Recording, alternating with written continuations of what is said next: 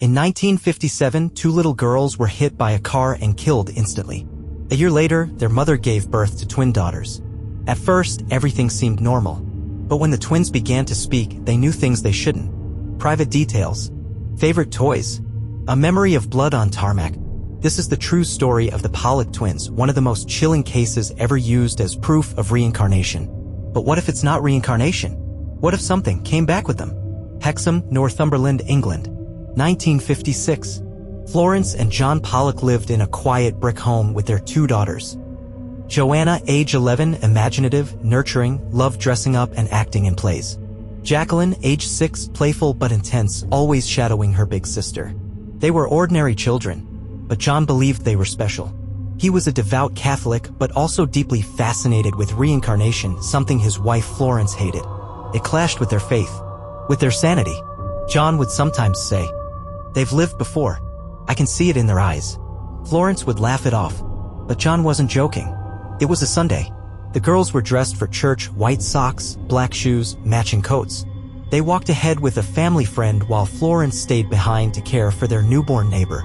As they crossed the road near Beaufront School, a driver, a woman under the influence of prescription drugs and reeling from losing custody of her children, came speeding around the corner. She didn't brake. She didn't even slow down. The car hit all three children. Joanna and Jacqueline were killed instantly. Their bodies were thrown across the road. Their friend survived but was permanently injured. Florence fell into deep depression. John became obsessed. He begged priests to talk about souls and the afterlife. He started reading Hindu texts on reincarnation, blending it with Christian belief. It drove a wedge between them. But Florence became pregnant again within months. At first, doctors believed it was a single fetus. But by the 7th month, they realized twins. The Pollocks had no history of twins. Florence, already fragile, feared the worst. John, on the other hand, was elated. He said, "They're coming back." Florence called it madness.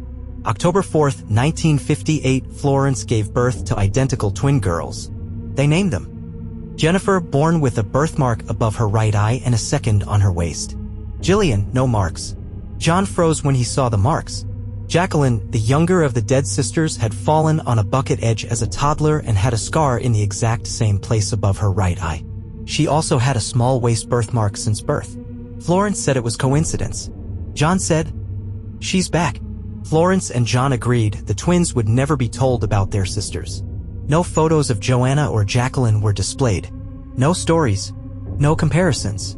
They moved to a new village, Whitley Bay, to start fresh. The past was buried. Or so they thought. By age 3, things started to feel off. Jennifer and Jillian began playing strangely specific games. Reenacting a car accident with dolls. Lining them up across a road and saying, "The car's coming. They have to die now." Drawing pictures of churches and cemeteries, naming them after real places they'd never seen. Once Florence found them huddled together, crying. When asked why, Jennifer whispered, "The blood came out of my head, and it wouldn't stop." On a trip back to Hexham when the twins were 4, something terrifying happened. As they walked through the town, Jennifer and Jillian began pointing out landmarks. "That's the school we went to. That's where the park used to be. The playground had green railings, they're gone now." They had never been to Hexham before. Florence turned pale. John just watched them. When they passed Beaufront Road, Jennifer suddenly refused to walk forward. She began to tremble, then scream, "The car's coming. It's coming. Get off the road." They had to carry her away. Shortly after returning home, John brought down a dusty box from the attic. He had hidden away Joanna and Jacqueline's old toys, dolls, puzzles, stuffed animals. He placed them on the floor without a word. Jennifer and Jillian immediately called the toys by name. One doll, a ragged baby named Mary, Jennifer clutched tightly and said, "She was mine. I remember." Florence broke down in tears. John only said, "I told you." Around this time, the twins began having identical dreams. Screaming, screeching tires, bright light, then nothing. Jennifer would wake up sobbing, gripping her head where her birthmark was. One night, she walked into their parents' room at 3 a.m. She said, "I died in the road, but now I'm back, and I don't want to go away again." She didn't cry. She wasn't afraid. She simply said it. Like it was a fact. Florence could no longer deny it. Her daughters, these twins she bore from her body, were acting out a life they never lived. And John wasn't surprised. He believed it from the beginning. But what he didn't expect was what happened next. Because as the girls grew older, they started forgetting. The names, the drawings, the accident. By age 7, most of the strange memories had vanished. They lived normal lives, went to school, grew up. But one day when they were 13, Florence asked Jennifer, "Do you remember anything from before?" Jennifer stared at her a long time, then said, "Sometimes. I dream I'm not me." Was it reincarnation? Could two souls really return to live again in the bodies of their own sisters? Or was it something else? In the next episode, we dive deeper into the beliefs that split their parents apart, into the birthmarks that match fatal wounds, and into a chilling discovery that there might have been a third soul trying to come back too. Identical twin girls began to speak of lives they never lived, of toys they'd never seen but recognized by name, of a car accident that happened before they were born. Their parents tried to forget the past. But what happens when the past doesn't forget you? This is the true horror of the Pollock twins. And now we go deeper into the marks, the memories, and the mystery inside their blood. By the time the twins turned 5, their personalities were well defined. Jillian, calm, social, the peacemaker. Jennifer, intense, impulsive, fiercely emotional, just like Jacqueline, the younger girl who died. Florence noticed something strange when they sat side by side. Jennifer didn't just act like Jacqueline. She moved like her. Same tilt of the head when confused. Same habit of chewing the corner of her sleeve when nervous. Even the way she walked, slightly pigeon-toed, like Jacqueline had been. But Jennifer had never seen videos or even photographs. This was something else. Florence started keeping notes. As babies, doctors had explained Jennifer's birthmarks as common pigmentation. One above the right eye where Jacqueline had a scar from a fall. One across the waist, matching where the bumper of the car had struck her body in the accident. But one night, while bathing the twins, Florence noticed something even more disturbing. Jennifer winced when water touched her waist as if it hurt. When asked why, she whispered, "That's where the car hit me." Florence dropped the washcloth. Florence couldn't sleep. She was seeing ghosts in her own children. But John? He believed this was proof. Reincarnation, karma, soul transfer. He started reading from Eastern philosophy, bringing up cases of other remembered lives. Florence hated it. It went against their faith, against reason, against sanity. They began arguing constantly. One night, she screamed, "You're happy your daughters died because now you get to be right." John didn't answer, but in his journal, he wrote, "This is what I prayed for. This is what I was warned about." One afternoon, Florence walked in on the twins in the attic. They were digging through old boxes, things she thought had been thrown out. Joanna's old puppet theater lay open on the floor. Jennifer held one doll, Jillian the other, speaking in strange, rehearsed voices. "Jennifer, it wasn't our fault. We didn't look." "Jillian, the light was red. She should have stopped." "Jennifer, the lady took us." Mummy screamed. "Jillian, the sky went black." When Florence interrupted, they both looked at her, not guilty, just vacant. Florence locked the attic the same night. John believed someone or something had sent the girls back. He began meditating, writing messages he believed were channeled from beyond. One evening, while alone with the twins, Jennifer suddenly asked him, "Who's the lady in the corner?" He looked. There was no one there. "She keeps looking at us when we sleep. She's not Mummy." When Jillian was asked the next day, she said, "We don't like her. She doesn't like us remembering." John wrote in his journal, "There is something else in them, or around them, and it wants to be known." In a late-night argument, Florence confronted John. "What if it's not Joanna and Jacqueline? What if it's not them at all? What if it's just using them to get to us?" John didn't answer, but in private he began to suspect something he'd never voiced aloud. There had been another pregnancy years earlier, a miscarriage. Florence had never spoken about it, not even to him. A private loss, buried and ignored. But what if that soul had never left? What if something was trying to come through and these girls were just vessels? What if they'd let more than 2 back in? At 6 years old, the girls invented a new game. They called it the Screaming. Florence found them in the garden, arms outstretched, heads thrown back, shrieking together at full volume. Synchronized. It wasn't play. It was guttural. Primal. They said it was to remember the moment we died. They only did it on Sundays. Always at noon. The same day and time the accident had occurred. Florence begged them to stop. They didn't, not until she poured salt in a circle around their bed. After that, the screaming stopped. But the dreams began. As part of an experiment with a local psychologist, the twins were shown photos of places and people they'd never seen. One was Beaufront Road, where Joanna and Jacqueline had died. Jennifer stared at it for a long time, then whispered, "That's where we left our shoes." When asked what she meant, she pointed to a spot in the photo. "Right there. Jillian's was on the curb. Mine was in the road." Mummy cried because they didn't match anymore. The shoes had been separated. It had been in the police report, never made public. One night, Florence heard laughter in the kitchen. The twins were asleep. When she entered the kitchen, it was empty. Then she heard the front door creak open. She raced to the hallway. No one was there, but muddy footprints, small, child-sized, led up the steps and stopped outside the twins' door. When she opened it, both girls were sitting upright, eyes wide, staring at the wall. Florence screamed. They didn't blink. They simply said, "She wants in." Florence began recording everything. The drawings, the dreams, the whispers. One day, Jennifer refused to speak at all. She stood by the window for hours, tracing something on the glass. Florence finally asked what she was doing. Jennifer looked at her and said, "If I remember too much, she'll come back." "Who?" "The one that didn't get born." Florence tried to pull her away. Jennifer screamed so hard her nose began to bleed. And on the window, written in condensation, were 3 words. "I am waiting. Is this a miracle or a haunting?" Next, the line between faith and fear begins to collapse. We explore the mounting psychological toll on the parents, the terrifying regression of the twins, and the journal that may prove they weren't just remembering death. They were still living it. Imagine you move into a new home, and your children begin describing what's buried in the backyard, or what's hiding behind the walls, or worse, who used to live there. But the house isn't new, and your children have never seen it before, except maybe in another life. By 1962, the Pollocks had relocated once more from Whitley Bay back to Hexham, the town where Joanna and Jacqueline had lived and died. The house was nothing special. 2 stories, narrow staircase, rose garden in the back. The twins were 4 years old. Florence insisted on returning, a way to reclaim the past, to prove that they could move forward. John disagreed, quietly. He believed the town held unfinished business.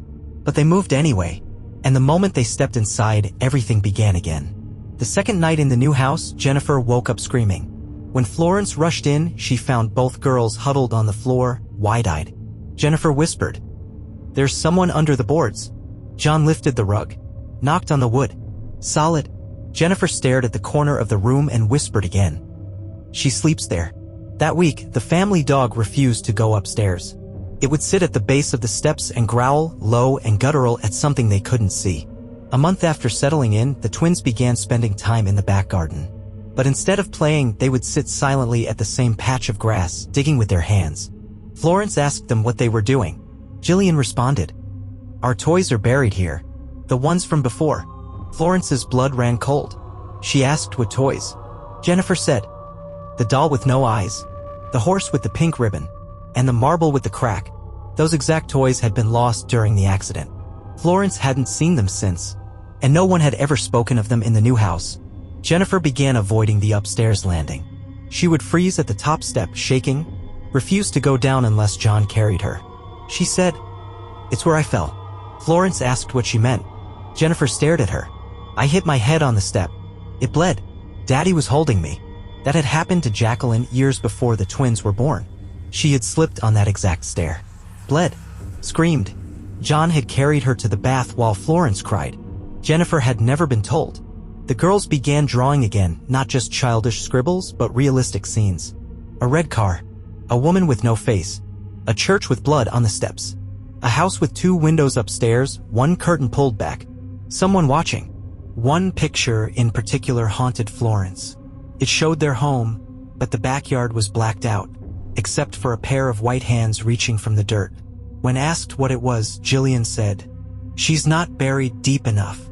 Florence burned the picture. The next morning, the same drawing reappeared in their bedroom. One night, Florence heard the twins laughing in their room, but it wasn't playful. It was strange, unnatural. She opened the door and found Jennifer inside the wardrobe, curled into the corner. Jillian was outside, speaking in a whisper. "You died. You're still dead. Stay in the dark." Florence screamed. The girls froze. Jillian began crying. Jennifer didn't move. Later, when asked what they were doing, Jillian simply said, "That's where the darkness lives. We have to put it back." They never played it again. But the wardrobe door began opening on its own. Every night, Florence began to deteriorate. Nightmares, sleep paralysis, hallucinations, shadows in the mirror, whispers from the bathtub. She found a bruise on her thigh that resembled a child's handprint. She locked the girl's bedroom door at night, began sleeping with a Bible, refused to be alone in the house after dusk. John tried to hold her together, but even he was beginning to question what they'd brought back with them. He wrote in his journal, "They are not who they were, or worse, they are more." While renovating the upstairs hallway, John stripped back plaster from the old wallpaper. Beneath the layers, carved into the wood frame, was a name, Jacqueline, but the twins had never lived in the house before. Neither had Joanna or Jacqueline. They'd lived across town. There was no logical reason that name should be in that wall. John traced it with his fingers. That night, he dreamed of two children standing at the foot of his bed. One had Jennifer's face. The other was blank.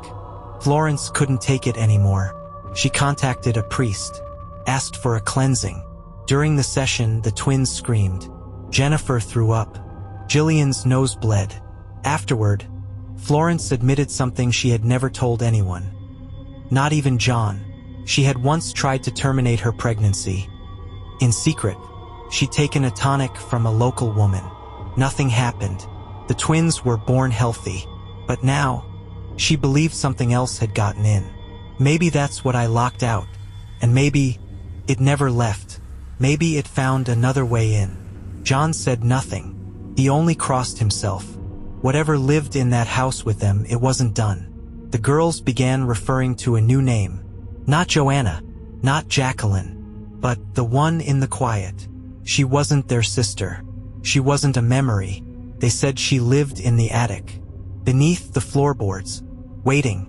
And one night, John woke to find the twins standing at the foot of his bed, silent, perfectly still. Jennifer whispered, "She says you remember her."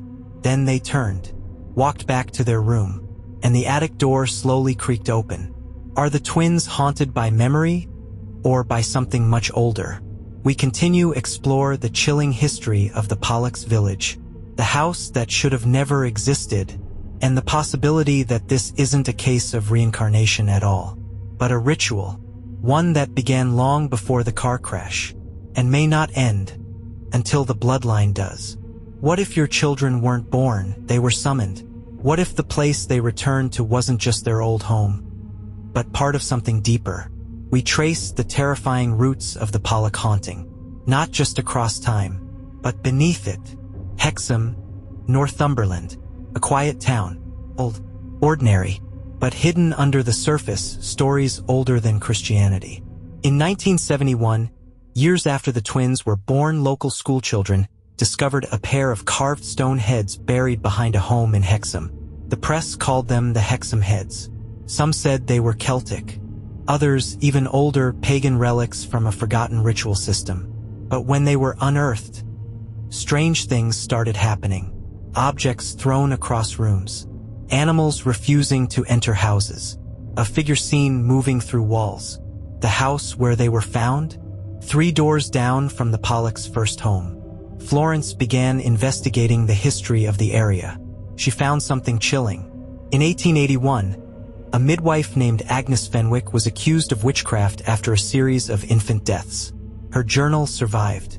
In it, a line was repeated again and again. Blood remembers. Some souls belong to the ground before they ever breathe. She lived in a cottage that stood, you guessed it, exactly where the Pollock's current house stands now. When Florence brought this to the local priest, he told her, "There are doors in this town.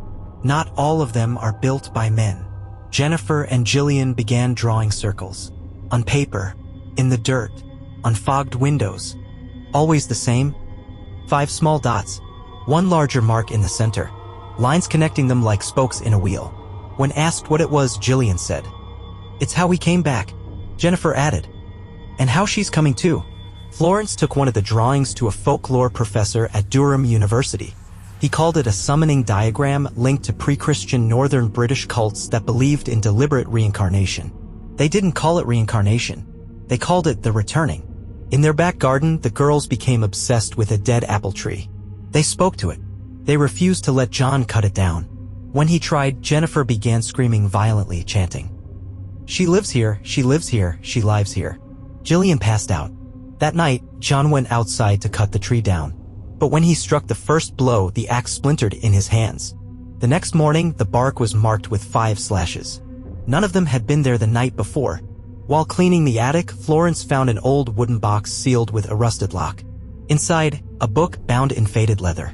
No author, no title, only handwritten pages in faded ink. The contents? Ritual diagrams, names crossed out, symbols resembling the girls' drawings. A passage that read, 2 by blood, 1 by breach, keep the 3rd unspoken, or the veil will fail. Florence showed John.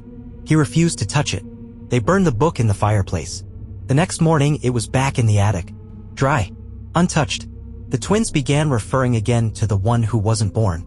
Florence tried to dismiss it as trauma, but the details they gave were specific. A girl, black hair, quiet voice. She never cried when we were babies. She watched from the wall. Jennifer said, "She was supposed to come first, but Mummy locked the door. So she's angry, and she's not a baby anymore." That night, Florence dreamed of giving birth in a stone circle. But the baby had no face. Jillian developed a rash on her legs. Doctors called it stress. But Florence found fine gray powder under her mattress. When tested, it was confirmed to be calcified organic dust, animal bone. No one knew how it got there. The girls had started placing objects under their pillows. Rusted nails, old coins, pieces of cloth tied with hair. They called them keeping charms. Jennifer said, "They keep her asleep." John confronted them, demanded to know who she was. They simply looked at him, and in perfect unison said, "You already know." John brought in a new priest, one not from the area, a man named Father Ralston. When he entered the house, he immediately refused to perform a cleansing. He told them, "This isn't a haunting. It's a convergence. You're not being visited. You're being used." He left them a warning. Don't ask the girls to remember. Don't force them to forget. Just survive until it fades. Because if it doesn't fade, it finishes. That night, the girls drew the circle again. But this time, the center dot was a mouth, and it was open.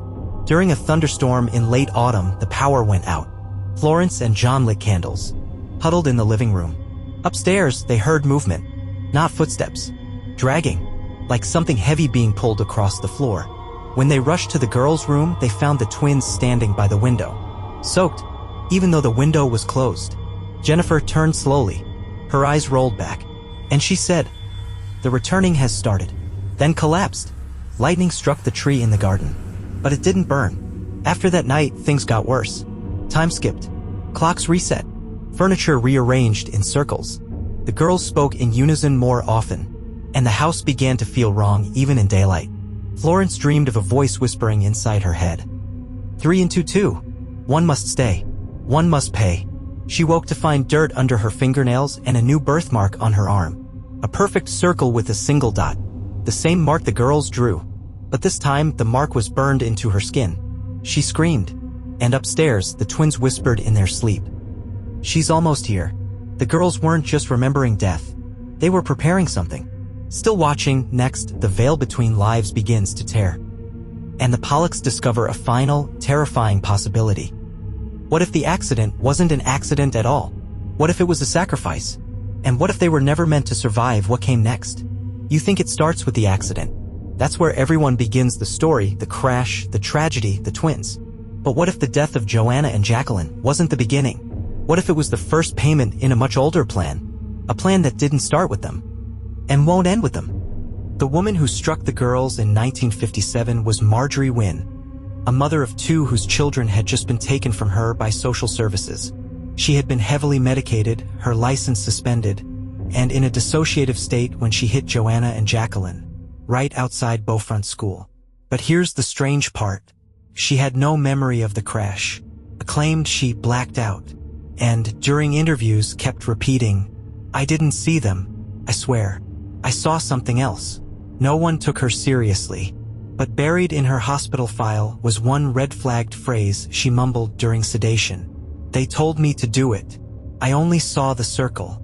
Florence became consumed by the idea that the crash was orchestrated, that it was a catalyst, not a tragedy.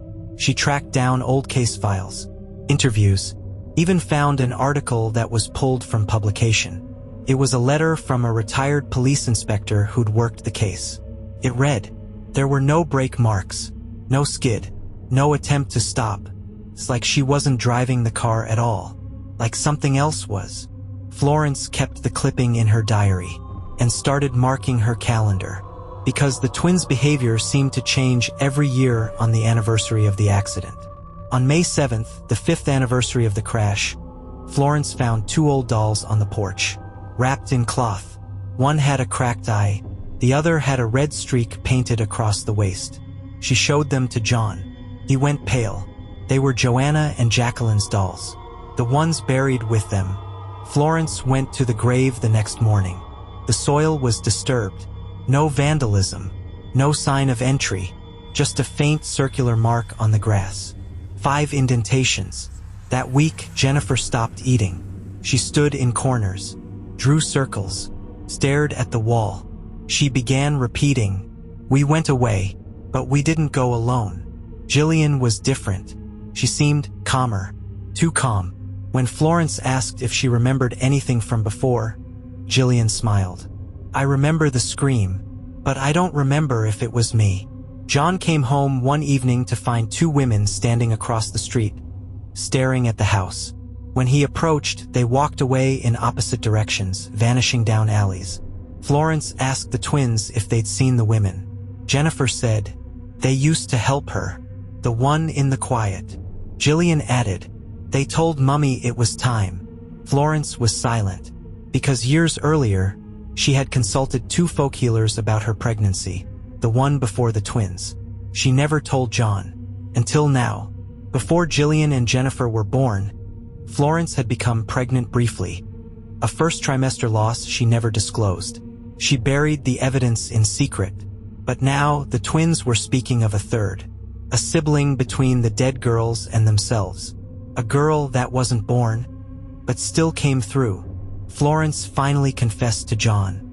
Maybe the door was never closed. Maybe it was only cracked open, and something stepped through. During plumbing repairs, a section of the floor in the cellar was broken up. Beneath the stone, a carved ring, centuries old. Etched into it were 5 symbols. One resembled the girls' drawings. Another matched a symbol in the locked book they tried to burn.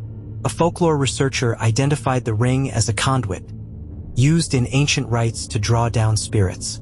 But this one was different, because the center wasn't a summoning. It was a binding, and it had cracked. John found a photo in an antique shop dated 1912. A family posed in front of a familiar-looking house. 2 parents, for daughters, and a 5th figure faint at the edge of the frame, blurred, almost copied over. The photo was labeled, "The Returning, 5:3. Florence took it from him, studied it, tore it in half. But that night, Jennifer left a drawing on the table. 5 girls, 1 house, and a black line crossing out one of them. Florence found the journal again, the one from the locked box, a page she hadn't seen before. It was curled, blackened at the edges, as if it had survived fire. On it, the first dies willingly, the second dies loudly, the third is forgotten, the 4th and 5th carry the vessel. When the names align, the voice may return. That night, both twins whispered in their sleep, "She needs a name." What if the crash wasn't an accident? What if the forgotten pregnancy wasn't a tragedy? What if they were offerings? Florence woke one night to find the twins standing in the garden, barefoot, holding hands around the apple tree. She ran to them. Jennifer turned to her. "She's almost whole," Jillian added, "but she still needs the one who took her place." Florence grabbed them both, but they didn't resist. They just kept repeating, "One must pay, one must pay, one must." Lightning struck the tree, and this time it burned. A third soul, a broken gate, a mother caught in a ritual she never agreed to. We follow the final unraveling. The shadows in the mirror. The sleepwalking twins. And the moment Florence realizes one of her daughters is trying to save her. The other one isn't. You raise two children. They speak the same, move the same, dream the same. But one night you realize only one of them looks at you like they know who you are. And the other? She's been staring through you the entire time. It started subtly. Jennifer stopped laughing. Not overnight, but gradually the color seemed to drain from her. She ate less, spoke less, began avoiding mirrors. And when she did speak, she used weird phrasing, almost like someone older than her was borrowing her mouth. Florence asked if she was okay. Jennifer looked her dead in the eyes and said, "I'm just closer now." Florence didn't know what that meant, but Jillian wouldn't look at her sister anymore. The girls used to play a game sitting in front of the hallway mirror, mimicking each other's movements.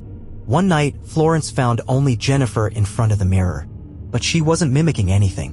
She was staring at her own reflection, smiling, whispering. Florence crept closer and heard. "She still thinks I'm her, but I'm the one that stayed. I was here before the blood." Florence froze. Jennifer slowly turned like she already knew she was being watched. She said, "The mirror shows the one who remembers." "That's not you, Mummy." Jillian began drawing again, but her sketches were different from Jennifer's. Not circles, not rituals. Faces. One of Florence crying. One of John, eyes scratched out. One of Jennifer floating above the ground with long arms and no feet. And one of herself in a cage, underground, hands pressed to glass. When Florence asked what it meant, Jillian whispered, "I can see where she came from. I can still hear me down there." Florence began waking with bruises, always on her arms, like someone gripping her tightly. She set up a camera in her room. The footage showed nothing until 3:12 a.m. That's when the video glitched. A shadow, small, child-sized, passed across the lens, and Florence could be seen speaking in her sleep, mouthing words she didn't remember saying. "I accept her. I accept her. I accept her."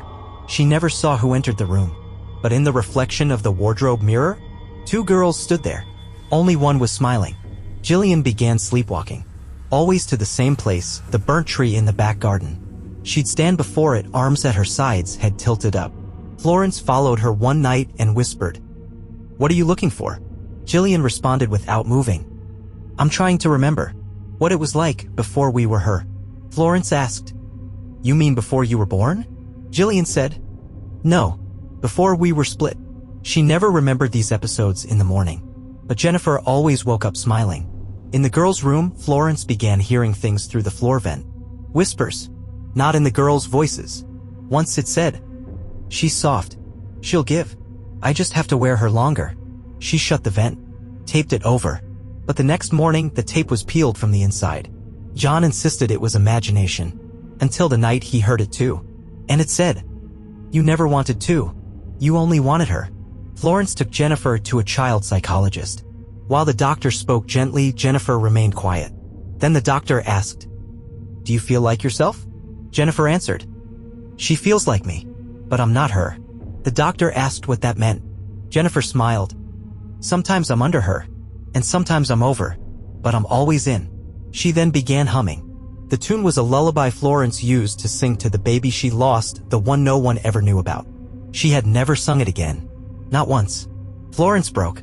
She sat Jillian down, asked her softly if she felt afraid of her sister.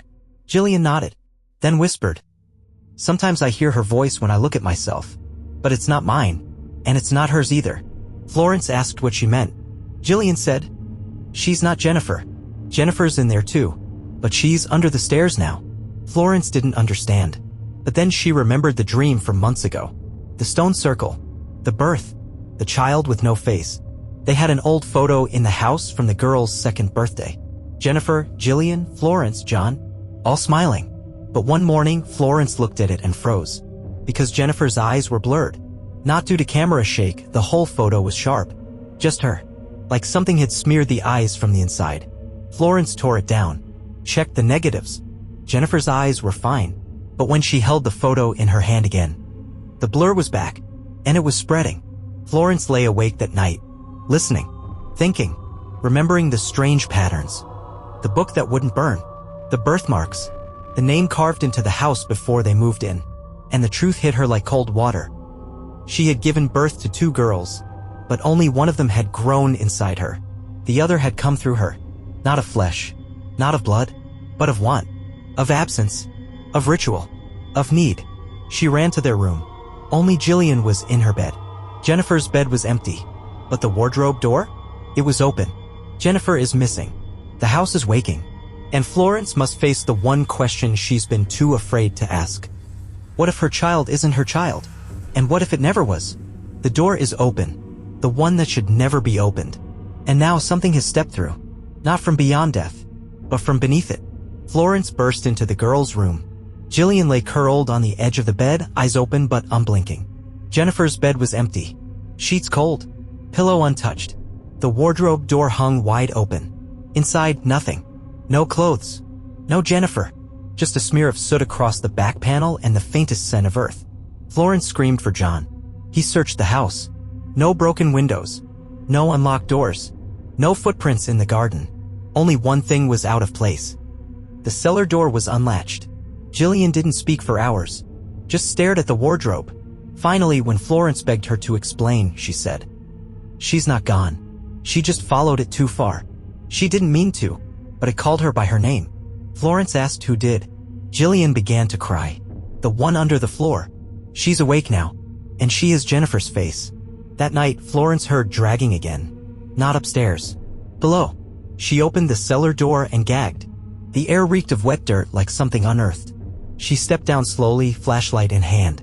The stone floor was cold. Still, but in the far corner, a patch of earth was loose, recently disturbed.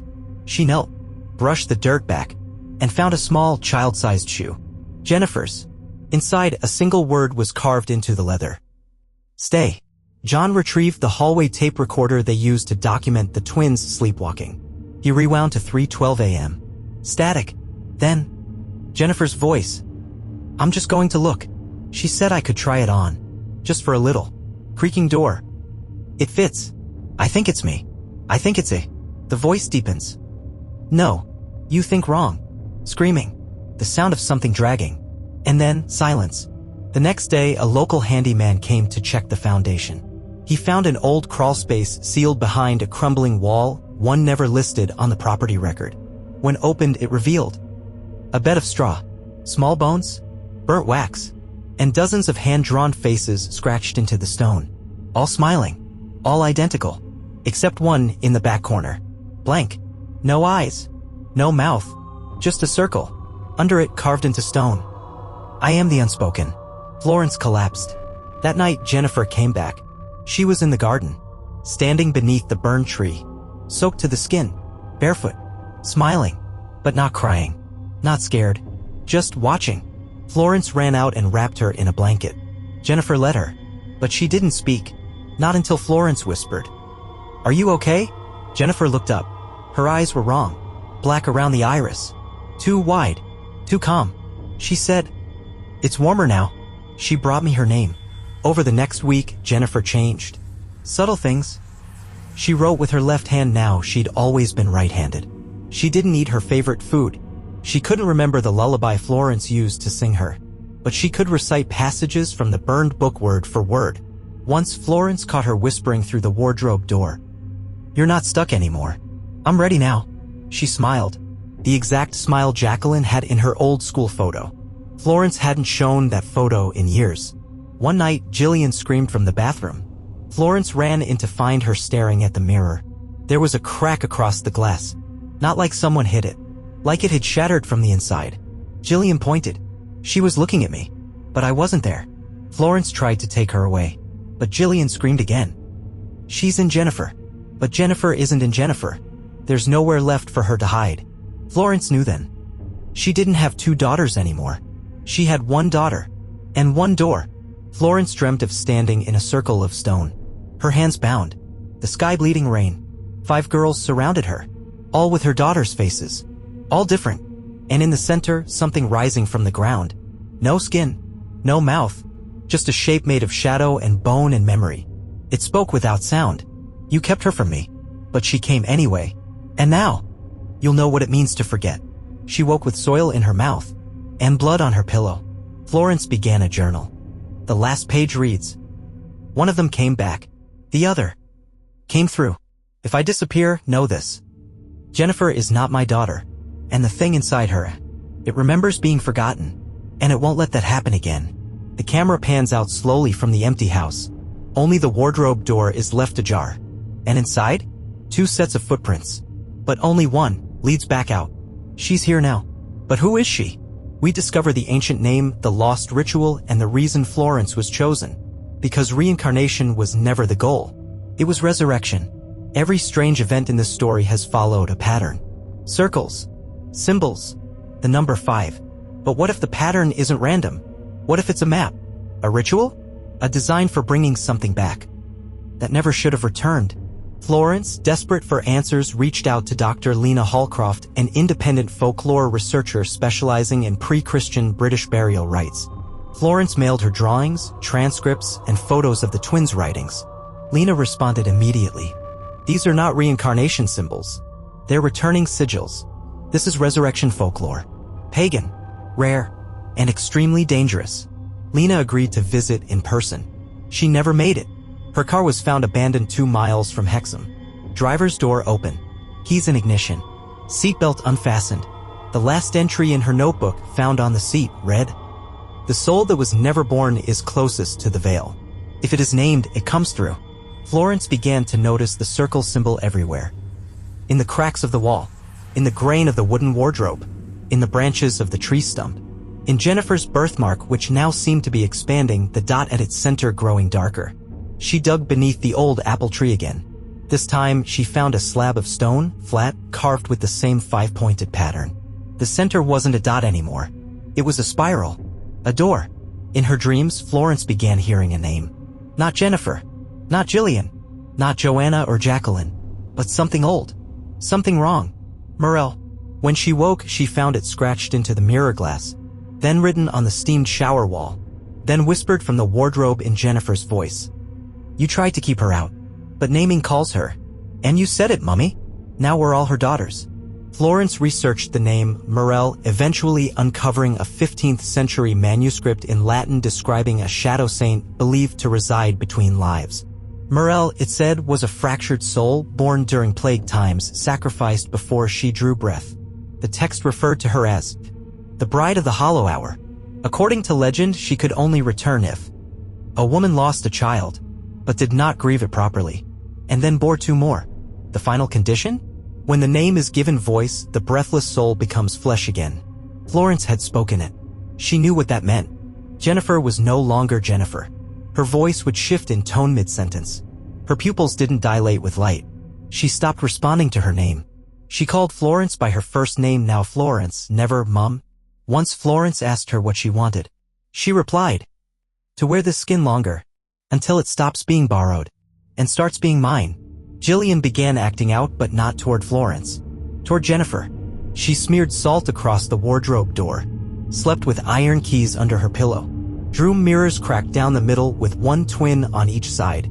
Florence asked her why.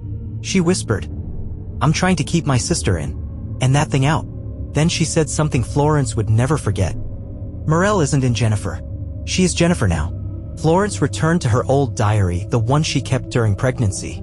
She flipped to the page where she had written about the miscarriage. It was gone, replaced by a single phrase scratched into the paper as if by a burnt nail. "I was never lost. You buried me, and now I'm home." Florence laid out the evidence. The miscarriage, the crash, the twins, the wardrobe, the old book, the stone circle, the number 5, always 5. Florence, the unborn. Joanna, Jacqueline, Jennifer. What if it was not about the twins at all? What if the deaths of Joanna and Jacqueline weren't the tragedy, but the opening? And the twins were vessels, temporary structures meant to carry something older across the veil? The ritual was complete. And now Morel didn't need to borrow space anymore. She had earned it. John returned from an overnight work trip. When he entered the house, he didn't recognize his daughter. Jennifer smiled at him, walked slowly down the stairs, and said, "You always liked the quiet one better." Then she whispered something in his ear. He dropped his bag, went into the kitchen, and vomited. Later, he said, "That wasn't a child. That was something wearing a child. And it wanted me to remember something I never did." Florence was faced with an impossible truth. One daughter was hers. The other was something else. But both looked like her children. And worse, one was beginning to forget she wasn't real. Jennifer, or what wore her, began asking questions. When was my first birthday? Where did you bury me? Do you still feel me kick when you sleep? Florence cried. Jennifer leaned in, smiled. It's okay, Mummy. I'll help you forget too. That way, we'll all match. The ritual is complete. The borrowed body is becoming permanent. But the pattern is not done. Florence will make her choice. Who will she save? Who will she sacrifice? And is it already too late to tell the difference? What if the child you love wasn't alive to begin with? What if she was something else? A shape made of grief, a shadow given your voice. And what if the only way to stop her was to finally let her die? Florence locked Jennifer in the girl's bedroom, not out of cruelty, but survival. Jennifer no longer ate, slept. Blinking had become optional. She whispered constantly, not in English, not in any language Florence recognized. And the drawings? They were no longer pictures. They were instructions. Jillian said, "She's drawing a way out, not for her, for the one still down there." Florence opened the burned book one last time. This time, the ink bled through the page into her palm. It didn't hurt. It burned into her. On the page was a passage she'd never seen. 5 lives to open, 1 name to summon, 1 breath to bind, and 1 choice to send her back. She read it again and again, and realized the awful truth. The ritual wasn't complete yet. Morel still needed one final offering, and it had to be given willingly. That night, Jillian came into Florence's room, her face pale, eyes wide. She clutched Florence's hand and whispered, "She wants me to choose, but I won't. I want you to." Florence was confused. Choose what? Jillian just looked toward the wardrobe. Which one of us gets to stay? Florence fell asleep at her desk. Woke up in the old house, the one from before Hexam, the one before the accident. Everything smelled like dust and lavender. And in the hallway stood Jennifer, but not as she was. As an adult, pale, barefoot, wearing a hospital gown, face blurry like an overexposed photo. She smiled and said, "I almost made it real, but you kept remembering. That's what kills us, Florence. Your memory." Florence backed away. Jennifer stepped forward. Each time she moved, the wallpaper behind her peeled, revealing dirt underneath. Then Florence woke. Her fingernails were filled with soil. Florence went to the attic, opened the chest she swore she'd never open. Inside, the dress Jacqueline wore the day she died. Folded, preserved, untouched. She picked it up, and there, sewn into the hem, were 5 black threads. Not fabric, hair, and a note tucked in the fold. She needs her name. She needs her skin. She needs your love. Then she stays. Florence fell to her knees, and in the corner the wardrobe creaked. Jennifer was awake. That night, the wardrobe door opened on its own. Jennifer stepped out, wearing Jacqueline's burial dress. It fit too perfectly. Florence demanded, "Who are you?" Jennifer tilted her head. "You already know, but if you need to hear it, I'm the one you forgot. I'm the daughter you buried without a name. I'm the space between your children. And now I'm whole." She walked toward Florence, but Jillian stepped between them and whispered, "She didn't forget you. You never existed." Florence had a choice. The book said it clearly. 1 choice, 1 breath, 1 name. She could speak the name aloud. Accept Morel, complete the ritual, and allow the spirit to fully inhabit Jennifer's body forever. Or she could deny it, erase the name, seal the door. But to do so meant risking Jennifer's life, or whatever remained of it. 1 daughter would be gone, maybe both. Florence stood at the threshold of the wardrobe. Jennifer looked at her, smiling, tears in her eyes, and said, "Please don't send me away again." Florence made her decision. She struck a match, lit the wardrobe. The flames caught instantly. The house screamed. Not the girls. The house itself. wood cracking, walls groaning, mirrors exploding.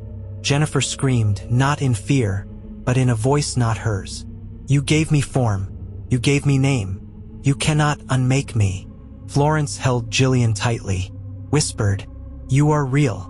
You are mine," and watched the wardrobe collapse in on itself, like something pulling it from below. Morning. The fire was out. The wardrobe gone. Not burned. Gone. No hinges. No nails. No ash. Jennifer lay on the floor, unconscious. Jillian knelt beside her. Florence didn't breathe until Jennifer's chest rose. Slow. Human. And she whispered, "Mummy?" Florence nodded, and for the first time in months believed it. Florence buried the book, the drawings, everything. She marked the ground with salt and stone. Weeks passed. The girls began to smile again, to forget. But Florence didn't. She kept the wardrobe key, just in case. Sometimes she still hears movement under the floorboards. Just one knock, every few weeks, always at the same time, 3:12 a.m., the exact moment she chose. And in the back of her mind, a voice whispers, "You burned the door, but you never closed the pattern." Jennifer is home. Jillian is safe. The house is quiet. But patterns don't die. They wait. In the final, a school photograph surfaces. A child appears who should not exist. And the question no one wants to ask: was Muriel ever truly sent back? She burned the wardrobe. She sealed the name. She saved her daughters. But some stories don't end, especially the ones that start with death. This is the final of the Pollock twins, and the beginning of something worse. 6 months later, summer, the girls had adjusted. Jennifer was happy again, normal even, until one morning Jillian brought home a class photo. Florence smiled, proud, until she looked closer. There were 27 children. She counted 28. One girl in the back row, standing behind the others, blurry but not from motion. Her outline was wrong. Her face soft like wax just starting to melt. She wore a white dress with a black stitch on the hem, and her eyes? Completely white. Florence dropped the photo, turned it over.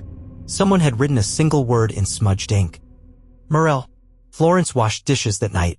3 plates, 3 forks, 3 cups, but there was a 4th cup in the sink.